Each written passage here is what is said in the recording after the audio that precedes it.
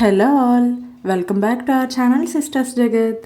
ఈ శ్రీరామనవమికి మనమైతే చిన్న భద్రాద్రి వెళ్దామా? ఆంధ్రప్రదేశ్లోని ఈస్ట్ గోదావరిలో గొల్లల మావిడాల్లో ఉంది ఈ గుడి. ఎత్తైన గోపురాలు రెండు, ఆర్కిటెక్చర్కి ఇది చాలా ఫేమస్ అనమాట. ఆంధ్రప్రదేశ్లో ఫేమస్ రామాలయాల్లో ఇదొకటి. నేను ఇదే ఫస్ట్ టైం వెళ్తున్నాను. మా అత్తయ్య వాళ్ళ ఊరు నుండి అయితే ఈ ఊరు దగ్గర అనమాట. సో అక్కడికి వచ్చినప్పుడు అయితే వెళ్ళాము మొన్న.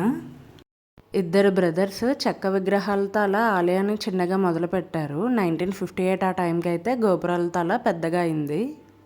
కింద రాముల వారిని దర్శించుకున్నాక ఫస్ట్ ఫ్లోర్లో అయితే అద్దాల మేడ ఉంటుందంట. చూద్దామని చెప్పేసి వెళ్ళాము. ఒక్కొక్కరికి 50 రూపీస్ ఛార్జ్ చేస్తున్నారు. రూమ్ అంతా ఇలా అద్దాలతో ఉంటుందన్నమాట. ఒక గైడ్ వచ్చేసి మనకి చెప్తారు కొన్ని అద్దాల గురించి. కొన్ని అద్దాల్లో ఏంటంటే మనం పొట్టికి కనిపించడం, ఓన్లీ కాళ్ళే కనిపించడం. ఒక చోట నుంచుంటేనేమో కొన్ని అద్దాల్లో మన ఫ్రంట్ వ్యూ కనిపిస్తే, ఇంకొన్ని వాటిల్లోనేమో బ్యాక్ వ్యూ కనిపిస్తుంది. ఇలా ఒక అద్దం నుండి చూస్తే లోపల ఉన్న ఉయ్యాలు కూడా కనిపిస్తుంది అనమాట. కళ్యాణం జరిగిన 5వ రోజు అయితే పౌలింపు సేవ జరుగుద్ది అనమాట. అది వచ్చేసి అద్దాల మేడలో జరుగుద్ది. 2 ఎత్తైన గోపురాలు ఉన్నాయన్నాను కదా. ఒకటి వచ్చి ఇంచుమించు 160 to 170 ఫీట్ హైట్ ఉంటుంది. ఇంకొకటి వచ్చేసి 200 to 210 ఫీట్ హైట్ ఉంటుంది. ఇవైతే మనం ఎక్కచ్చు కూడా అనమాట. లోపల మెట్లు ఉంటాయి. ముందు రోజు వేరే గుళ్ళకి కూడా వెళ్ళామన్నమాట. ఇంక నేను చాలా టైర్డ్ అయిపోయాను. సో ఎక్కలేనేమో అనుకున్నాను. బట్ అక్కడ వరకు వచ్చాం కదా, ఎలాగైనా ఎక్కాలని చెప్పేసి మళ్ళీ అన్ని ఫ్లోర్స్ ఎక్కేసాను. ఇక్కడ పుష్పం ఉంది కదా, దీనికి పైన స్ట్రైట్గా చూస్తే మనం అద్దాల్లో మనకైతే శ్రీరాముల వారు కనిపిస్తారు. కొంచెం స్లైట్గా అటు ఇటుగా మూవ్ అవుతుంటే పక్కనున్న సీతాదేవి, లక్ష్మణులు అయితే కనిపిస్తుంటారు. అద్దాల మేడ నుండి ఇలా స్టెప్స్ ఉన్నాయి కదా, అలా వెళ్తే మనం అయితే ఆ గోపురాలను ఎక్కచ్చు అనమాట. ఇది వచ్చేసి 2nd ఫ్లోర్ నుండి వ్యూ. 3rd ఫ్లోర్ నుండి ఇంక ఇలా రాలేమన్నమాట. ఓన్లీ బాల్కనీలా ఉంటాయి. ఇప్పుడు మేము ఎక్కుతుంది పశ్చిమ గోపురం అనమాట. అది 11 అంతస్తులు ఉంటుంది. ఈ గోపురానికి వెనకాల ఇంకొక గోపురం కనిపిస్తుంది కదా, అదే తూర్పు గోపురం అనమాట. అదేమో 8 అంతస్తులంట. గోపురాల మీద అయితే రామాయణం, మహాభారతాల్లోని ఘట్టాలని ఎంతో అందంగా చిత్రీకరించారు.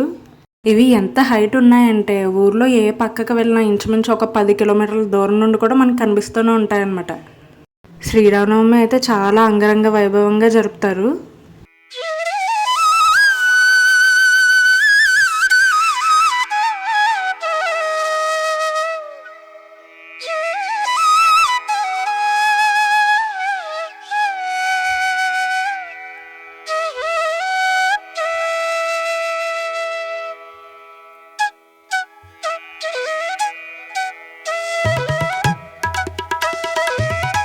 ఇదైతే బాగా పై ఫ్లోర్ నుండి ఊరంతా వ్యూ అనమాట.